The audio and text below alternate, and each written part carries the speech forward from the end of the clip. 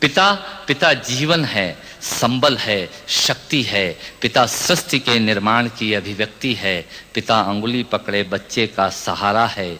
पिता कभी कुछ खट्टा कभी खारा है। पिता पिता पालन है, पोषण है, परिवार का अनुशासन है। पिता पिता धौंस से चलने वाला प्रेम का प्रशासन है। पिता पिता रोटी है, कपड़ा है, मकान है। पिता पिता छोटे से परिंदे का बड़ा आसमान है।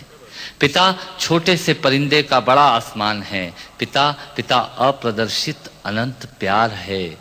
पिता है तो बच्चों को इंतजार है। पिता से ही बच्चों के ढेर सारे सपने हैं। पिता है तो बाजार के सब खिलौने अपने हैं। पिता है तो बाजार के सब खिलौने अपने हैं। पिता से परिवार में प्रतिपल राग है। पिता से ही माँ की बिंदी और सुहाग है। पिता परमात्मा की जगत के प्रति आसक्ति है। पिता गृहस्थ आश्रम में उच्च स्थिति की भक्ति है। पिता अपनी इच्छाओं का हनन और परिवार की पूर्ति है। पिता पिता रक्त में दिए हुए संस्कारों की मूर्ति है। पिता पिता एक जीवन को जीवन का दान है। पिता पिता दुनिया दिखाने का एहसान है। पिता पिता सुरक्षा है अगर सिर पर हाथ है।